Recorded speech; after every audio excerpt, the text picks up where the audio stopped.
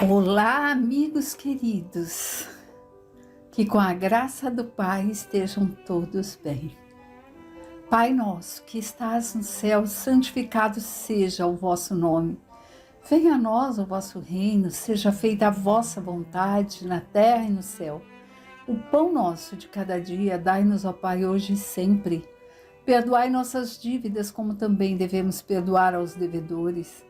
Não nos deixes que caiamos em tentações e livra-nos de todo o mal. Que assim seja com a graça de Deus.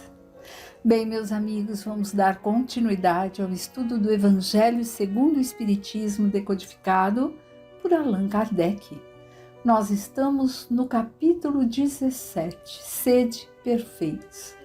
Já vimos tantas coisas referentes a esse capítulo, tantos são os ensinamentos que Jesus nos traz e Kardec ali nos decodificou para que entendamos de uma forma mais coerente com o nosso tempo, com o nosso conseguir, entre aspas, entender, né? E hoje nós vamos iniciar com as instruções dos Espíritos referente a esse capítulo, Sede Perfeitos. Então vamos à leitura. O dever. Então, meus amigos, dever, né? O que é o dever, né?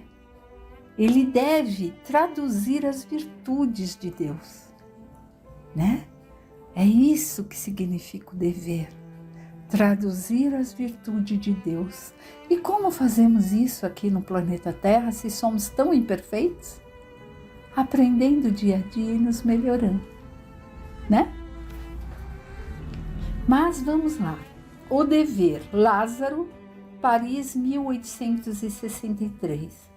O dever é a obrigação moral, primeiro para consigo mesmo e em seguida para com os outros.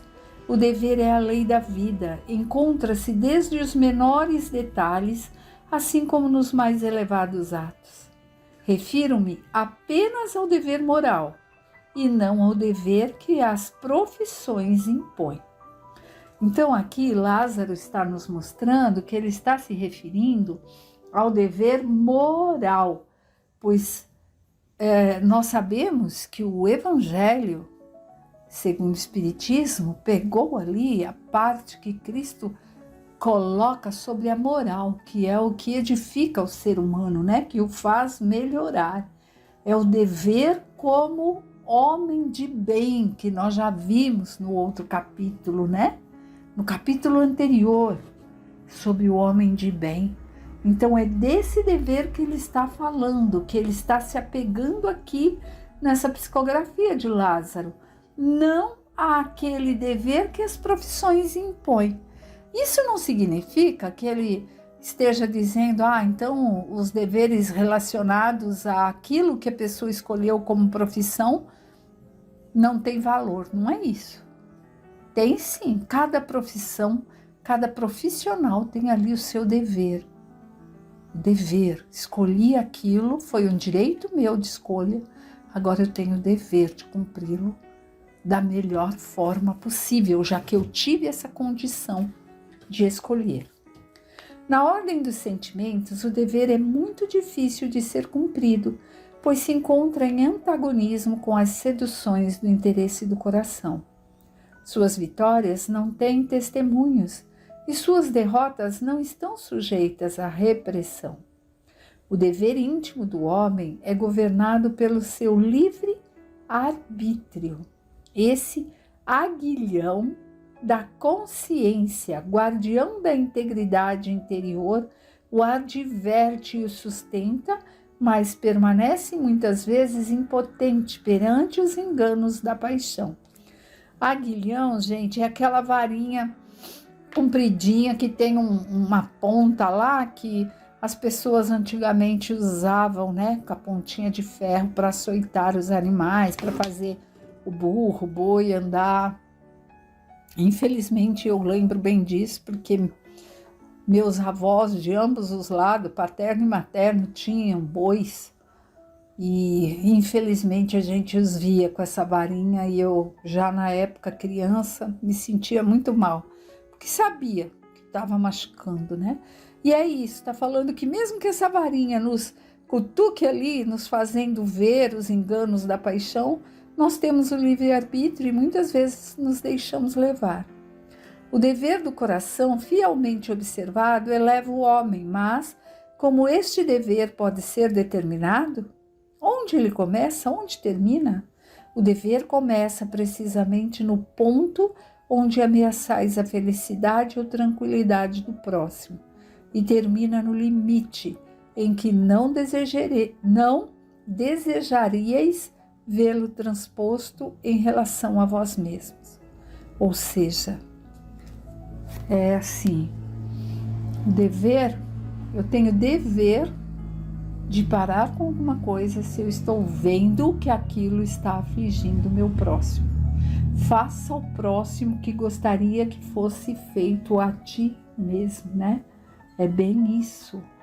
Então, a gente precisa sempre estar se colocando ali na posição do outro. Todos temos direitos e todos temos deveres. E o meu direito não pode ultrapassar onde começa o direito do próximo, né? Então, direito e dever estão bem ali, embora antagônicos, juntos, porque um começa onde o outro termina. Deus criou todos os homens iguais perante a dor, pequenos ou grandes, incultos ou esclarecidos, sofrem todos pelas mesmas causas, a fim de que cada um avalie com sensatez o mal que pode fazer. O critério para o bem, intimamente mais variado em suas expressões, não é o mesmo. A igualdade perante a dor é uma sublime providência de Deus, que quer que seus filhos, instruídos pela experiência comum, não cometam o mal, alegando a ignorância de seus efeitos. Então, está nos mostrando aqui que a dor, independente do país, da condição social, dos costumes da sociedade em que a pessoa viva, esse sentimento de dor é igual. E para quê? Isso, ele coloca que é uma sublime providência de Deus, para que seus filhos, instruídos pela experiência comum, é comum a todos, não cometam o mal, alegando ignorância de seus efeitos. Então eu não posso fazer o mal ao outro e pensar assim, imagina, mas não aconteceu nada, porque é igual. A dor que uma mãe sente ao perder o filho é a dor que uma mãe sente ao perder o filho, não importa onde esteja. A dor da perda, assim, no sentido, né, de falar perda, nós sabemos que não perdeu, que foi para outro lado, mas esse sentimento é o sentimento que todos conseguem entender, porque a dor é a mesma, né? Quando acontecem aquelas tragédias, desmoronamentos imensos, aquela dor chega até naquele que está no sofá assistindo, porque consegue perceber. Óbvio que quem está ali passando pela situação tem algo a mais, mas todos conseguem entender esse tamanho, porque faz parte da providência divina, para que ninguém diga, eu não sabia que iria machucar ao meu irmão. Sabia sim. O dever reflete na prática todas as virtudes morais. É uma fortaleza da alma que enfrenta as angústias da luta, é severo e dócil, pronto para dobrar-se às diversas complicações, mas permanece inflexível perante suas tentações. O homem que cumpre seu dever ama mais a Deus do que as criaturas, e as criaturas mais do que a si mesmo. É ao mesmo tempo juiz e escravo em sua própria causa, ou seja, ama a Deus sobre todas as coisas e ao próximo como a ti mesmo. O dever depende da razão, né? Ele é juiz e escravo da própria causa, porque ele consegue julgar aquilo que está sentindo, mas também sabe que se ele extrapolar, ele vai avançar o sinal e fazer o que não deve. O dever é o mais belo laurel, prêmio, é o mais belo prêmio da razão, provém dela, então o dever vem da razão, como um filho nasce de sua mãe. O homem deve amar o dever não porque o preserve dos males da vida, aos quais a humanidade não pôde subtrair-se, mas sim por dar à alma o vigor necessário ao seu desenvolvimento. O dever cresce e se irradia sob forma mais elevada em cada uma das etapas superiores da humanidade. A obrigação moral da criatura para com Deus nunca cessa. Ela deve refletir as virtudes do Eterno, que não aceita esboço imperfeito, pois quer que a beleza de sua obra resplandeça perante ele. Olha que interessante. O dever cresce, irradia, né, nas etapas da humanidade, em cada etapa que estejamos. E o dever é uma obrigação moral nossa para com Deus Pai, que quer que se reflita isso, esse nosso avanço em sabermos o que é dever, a sua presença, mas que ele não quer um esboço imperfeito. Então,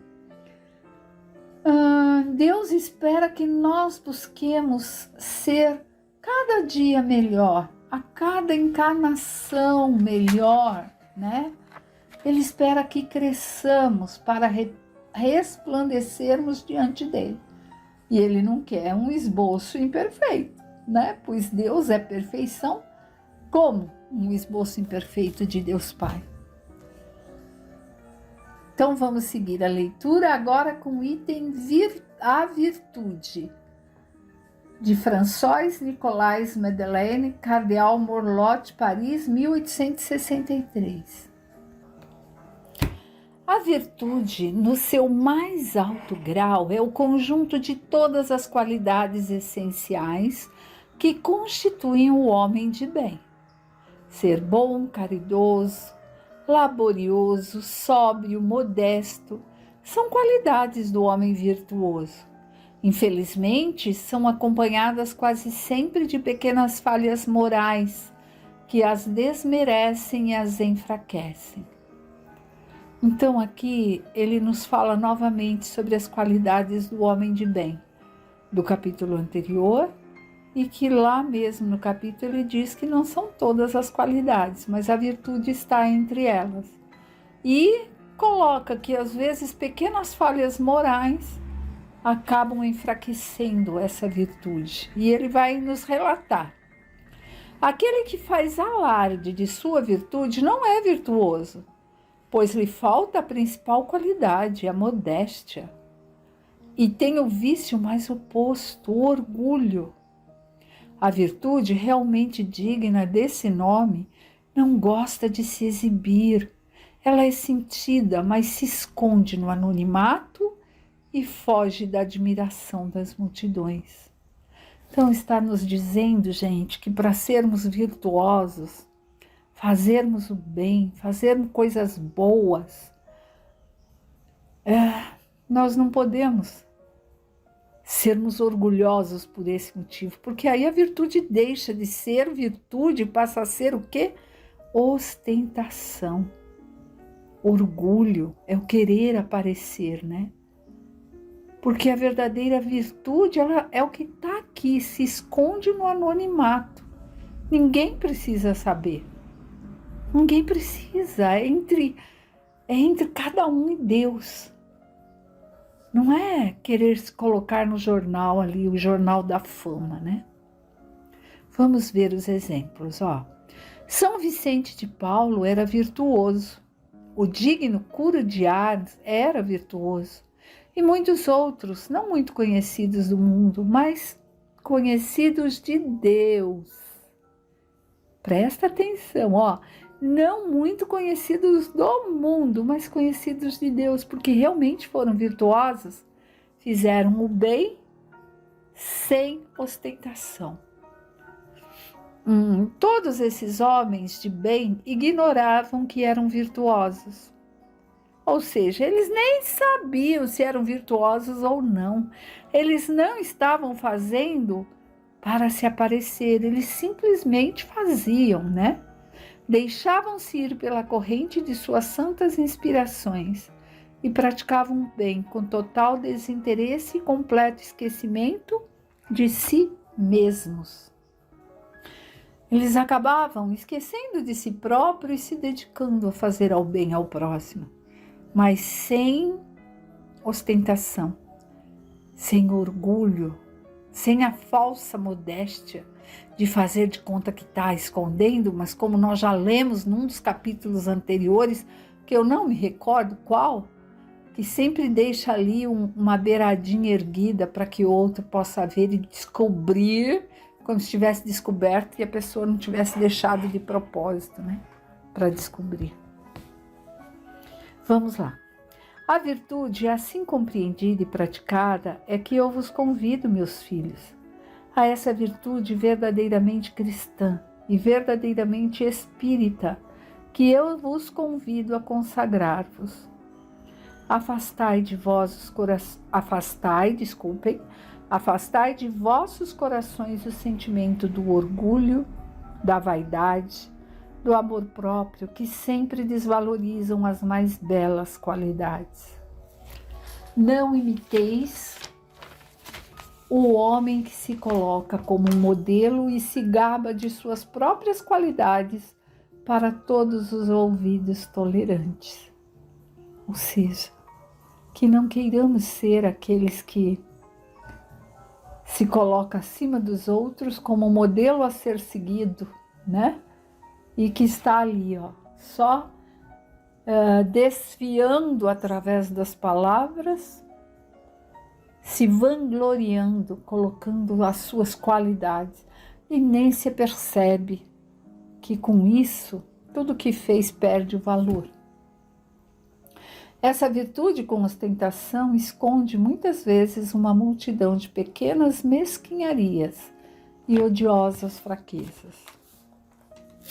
Em princípio, o homem que exalta a si mesmo, que ergue uma estátua à sua própria virtude, aniquila por essa única razão todo o mérito efetivo que possa ter. Mas o que direi daquele que dá valor em aparecer aquilo que não é? Então, ele está falando que só por se exaltar a si mesmo, mesmo que faça alguma coisa, já perdeu o mérito da atitude que teve. Agora, ele nos faz uma pergunta, né? E aquele que nem faz e quer aparecer aquilo que não é? Ela pensou? Outros fazem, outros conseguem, mas vou lá e coloco o nome. Não, fui eu que fiz, fui eu que... Aí ele faz essa perguntinha. Compreendo muito bem que o homem que faz o bem sinta no fundo do coração uma satisfação íntima. Mas, uma vez que esta satisfação se exteriorize para provocar elogios, degenera em amor próprio.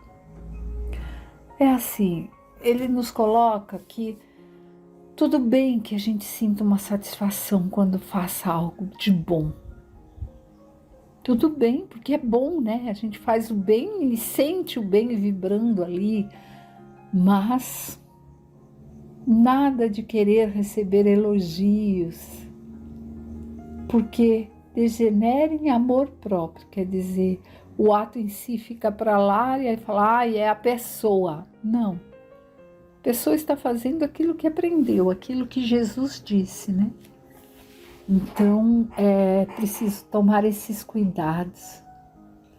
Vós todos, a quem a fé espírita reanimou com seus raios, e que sabeis o quanto o homem está longe da perfeição, não façais nunca uma tolice dessas.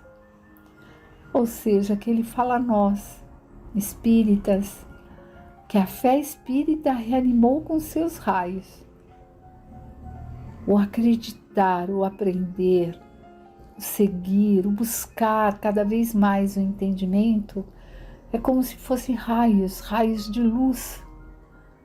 E nós sabemos o quanto nós, seres humanos, ainda estamos longe da perfeição, mas já temos noção daquilo que devemos e que não devemos, né? Dos deveres. Então, que jamais caiamos nessa cilada das ostentações, do orgulho arraigado, da falsa modéstia.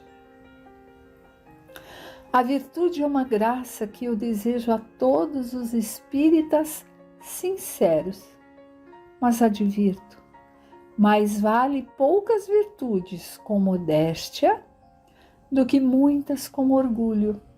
Ou seja, é mais valioso aquele que faz pouca coisa, que ainda consiga ter poucas virtudes, mas que é modesto, fica na dele, do que aquele que faz um monte para se aparecer, né?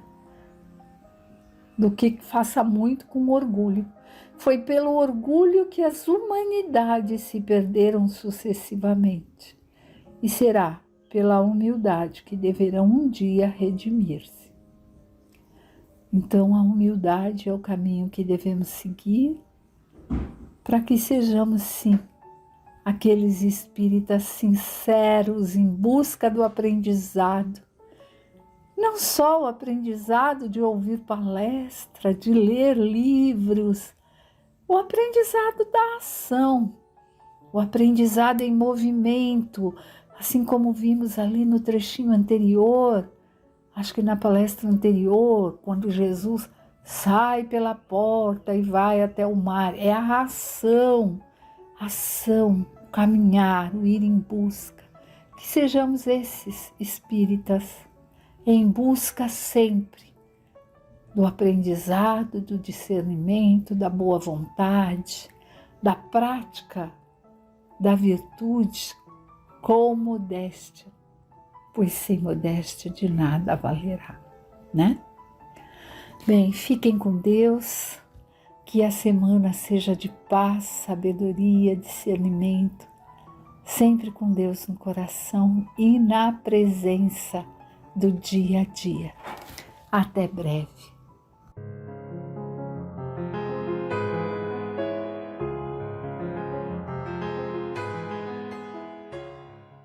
Amigos de jornada, vamos lá a mais um estudo do Livro dos Espíritos por Allan Kardec, rogando a Deus e a Jesus que nos ampare, nos auxilie nessa empreitada.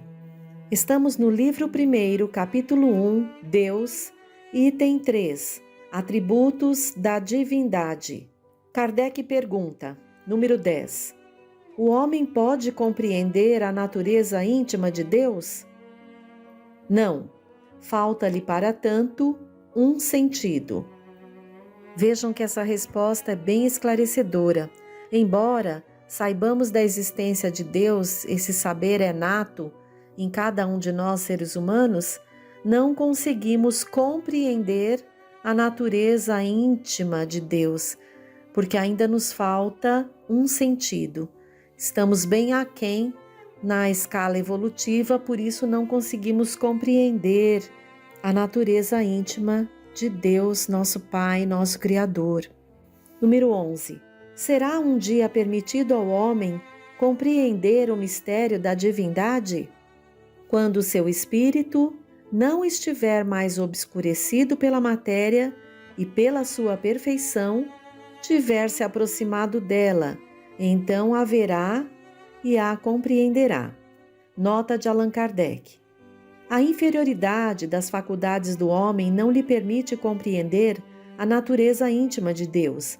Na infância da humanidade, o homem o confunde muitas vezes com a criatura cujas imperfeições lhe atribui, mas, à medida que o seu senso moral se desenvolve, seu pensamento penetra melhor o fundo das coisas e ele faz então, a seu respeito, uma ideia mais justa e mais conforme com a boa razão, embora sempre incompleta.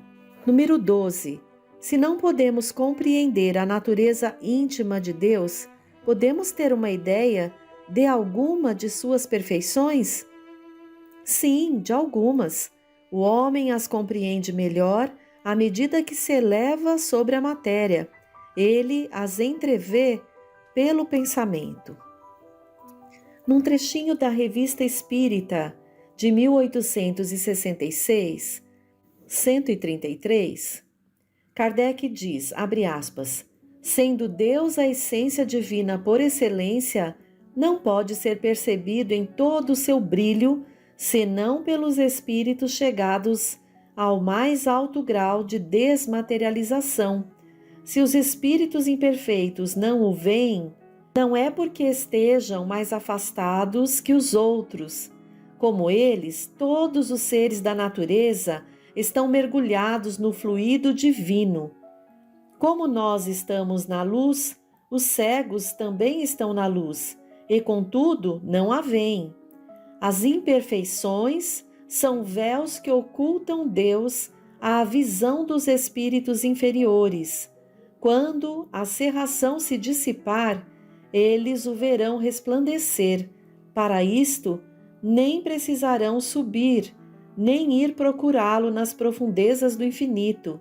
Estando a vida espiritual desembaraçada das marchas morais que a obscurecem, eles o verão em qualquer lugar onde se encontrarem, ainda que na terra, desde que está em toda parte. Pergunta número 13. Quando dizemos que Deus é eterno, infinito, imutável, imaterial, único, todo-poderoso, soberanamente justo e bom, não temos uma ideia completa de seus atributos? Do vosso ponto de vista, sim, porque acreditais abranger tudo, mas ficais sabendo que há coisas acima da inteligência do homem mais inteligente, e para as quais a vossa linguagem, limitada às vossas ideias e às vossas sensações, não dispõe de expressões.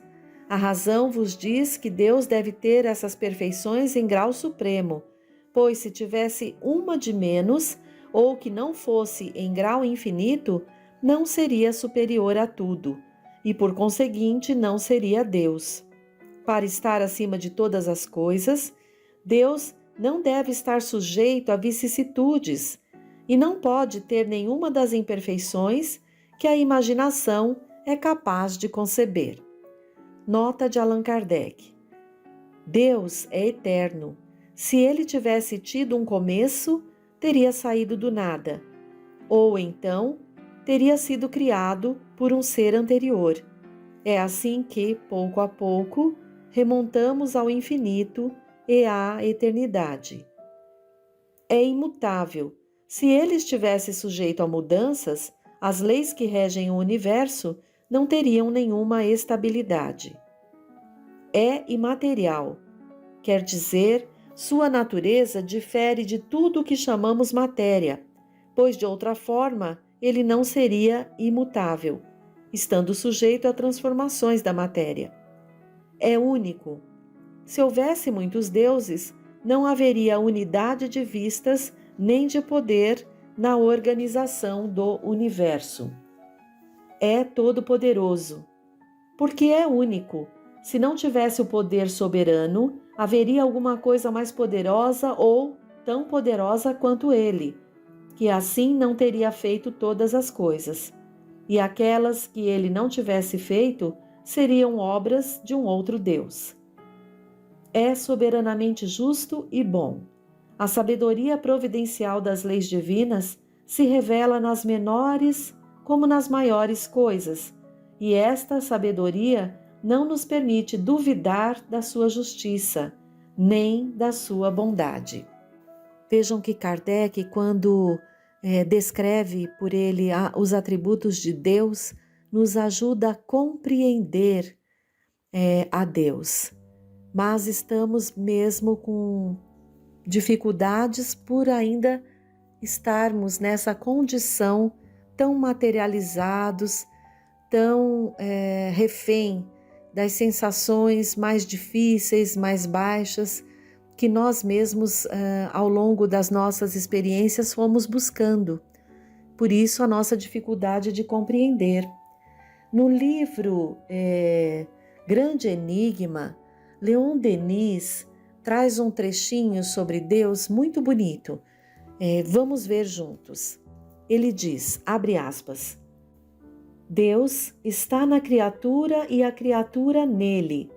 Deus é o grande foco de vida e de amor, do qual cada alma é uma centelha, antes um foco ainda obscuro e velado, que contém em estado embrionário todas as potências, a tal ponto que, se soubéssemos tudo quanto em nós outros existe e as grandiosas obras que podemos realizar, transformaríamos o mundo, elevar-nos-íamos de um salto na senda imensa do progresso. Para nos conhecermos, é mister, pois, estudar Deus, porque tudo o que está em Deus está nos seres, quando menos em estado de germen. Deus é o Espírito universal que se exprime e se manifesta na natureza, da qual o homem é a expressão mais alta. Todos os homens devem chegar a essa compreensão de sua natureza superior.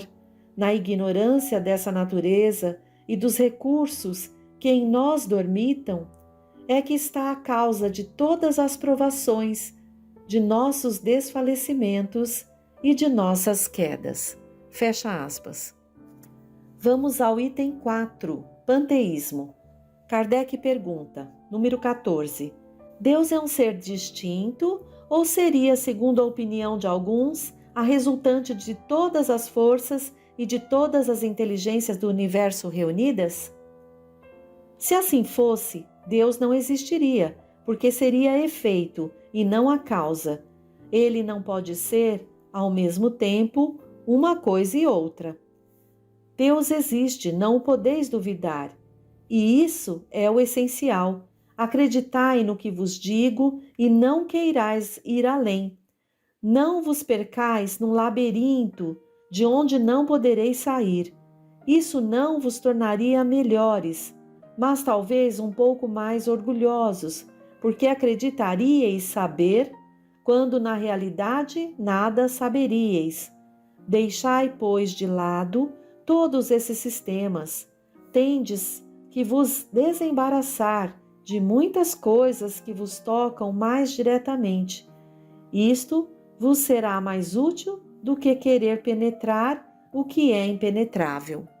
Essa resposta da espiritualidade superior nos faz refletir, ao invés de ficarmos ali querendo compreender a natureza divina de Deus, o que já foi respondido que não podemos na nossa condição, devemos estar buscando aquele que Deus nos enviou para nos auxiliar a sair dessas trevas da ignorância que estamos, que é Jesus. Devemos nos esforçar por aprender e praticar as virtudes do Cristo. Aqui, os espíritos até falam no risco que temos em pensando em Deus, na sua onisciência, onipotência, no orgulho que podemos desenvolver ainda mais. No entanto, se buscarmos os ensinamentos de Jesus, vamos aprender com ele a humildade que é o contrário desse sentimento de orgulho que trazemos tão intenso dentro de nós e que atravanca tanto o nosso progresso. Pergunta número 15. Que pensar da opinião segundo a qual todos os corpos da natureza, todos os seres, todos os globos do universo seriam parte da divindade e constituiriam, pelo seu conjunto, a própria divindade? Ou seja, que pensar da doutrina panteísta? Não podendo ser Deus, o homem quer, pelo menos, ser uma parte de Deus. Então, a espiritualidade aqui é clara na sua resposta. Não podemos acreditar na doutrina panteísta. Não somos parte da divindade, somos criação de Deus. E como filhos desse Deus, temos sim potencialidades divinas a desenvolver em nós, mas não somos um pedacinho de Deus. Pergunta número 16. Os que professam essa doutrina do panteísmo, pretendem nela encontrar a demonstração de alguns dos atributos de Deus. Sendo os mundos infinitos, Deus é por isso mesmo infinito. O vácuo ou o nada não existindo em parte alguma, Deus está em toda parte. Deus estando em toda parte, pois que tudo é parte integrante de Deus, dá a todos os fenômenos da natureza uma razão de ser inteligente. O que se pode opor a esse raciocínio? A razão. Refleti maduramente e não vos será difícil reconhecer-lhe o absurdo. Nota de Allan Kardec. Esta doutrina faz de Deus um ser material que, embora dotado de inteligência suprema, seria em ponto grande aquilo que somos em ponto pequeno. Ora, a matéria se transformando sem cessar, Deus, nesse caso, não teria nenhuma estabilidade e estaria sujeito a todas as vicissitudes e mesmo de todas as necessidades da humanidade. Faltar-lhe-ia um dos atributos essenciais da divindade, a imutabilidade. As propriedades da matéria não podem ligar-se à ideia de Deus, sem que o rebaixemos em nosso pensamento, e todas as sutilezas do sofisma não conseguirão resolver o problema da sua natureza íntima. Não sabemos tudo o que ele é, mas sabemos aquilo que não pode ser, e este sistema está em contradição com as suas propriedades mais essenciais, pois confunde o Criador com a criatura, precisamente como se quiséssemos que uma máquina engenhosa fosse parte integrante do mecânico que a concebeu. A inteligência de Deus se revela nas suas obras, como a de um pintor no seu quadro, mas as obras de Deus não são o próprio Deus, como o quadro não é o pintor que o concebeu e o executou. Olha só, de novo as nossas imperfeições impondo um véu que nos obscurece a verdade. Então, o homem fica inventando, buscando meios de definir, a Deus e seus atributos, mas Kardec deixa muito claro aqui essa questão. Agora vamos ao capítulo 2, Elementos Gerais do Universo. Item 1, Conhecimento do princípio das coisas. Kardec realiza a pergunta de número 17. Pode o homem conhecer o princípio das coisas? Não. Deus não permite que tudo seja revelado ao homem aqui na Terra. Vejam, precisamos ir devagar com o andor, como se diz. Se não conhecemos a nós mesmos, se não compreendemos a nós mesmos, como compreender o princípio das coisas?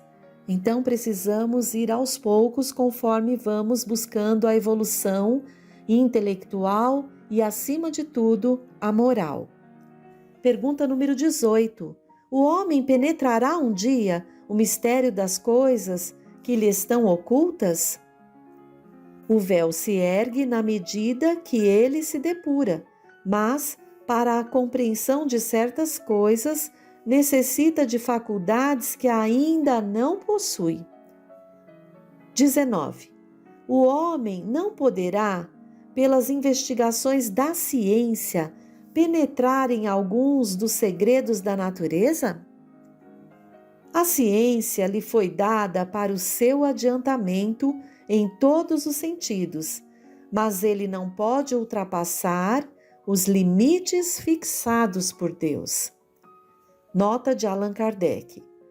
Quanto mais é permitido ao homem penetrar nesses mistérios, maior deve ser a sua admiração pelo poder e a sabedoria do Criador. Mas, seja por orgulho, seja por fraqueza, sua própria inteligência o torna frequentemente joguete da ilusão. Ele acumula sistemas sobre sistemas e cada dia que passa mostra quantos erros tomou por verdades e quantas verdades repeliu como erros. São outras tantas decepções para o seu orgulho. Nossa, vejam que aqui, é claro que a ciência vai nos auxiliar, mas a ciência vai chegar onde está estabelecido por Deus ou que ela possa alcançar. Além disso, não. Incrível, né? Para que a gente perceba a nossa pequenez ainda nesse universo qual devemos conquistar passo a passo. E, por último, a pergunta número 20. Pode o homem receber, fora das investigações da ciência, comunicações de uma ordem mais elevada sobre aquilo que escapa ao testemunho dos sentidos? Sim, se Deus o julgar útil, pode revelar-lhe aquilo que a ciência não consegue aprender. Nota de Allan Kardec. É através dessas comunicações que o homem recebe, dentro de certos limites, o conhecimento de seu passado e de seu destino futuro. Vocês perceberam aqui, amigos? Vocês perceberam que a mediunidade é a chave dessas comunicações que o homem pode receber dentro de certos limites? No conhecimento do seu passado, conhecimento do seu futuro, é mais um ponto incrível para a nossa reflexão. E vejam, companheiros, nós, não foi à toa que Deus nos permitiu que nos vinculássemos a um centro espírita. Já é hora de cada um de nós que está vinculado, foi chamado a ter esse aprendizado, de nos olharmos, de cuidarmos de nós, de observarmos em nós as mazelas que ainda trazemos morais e irmos em busca dessa reforma íntima. Por isso que o livro de cabeceira para todos nós, espíritas, é o Evangelho segundo o Espiritismo.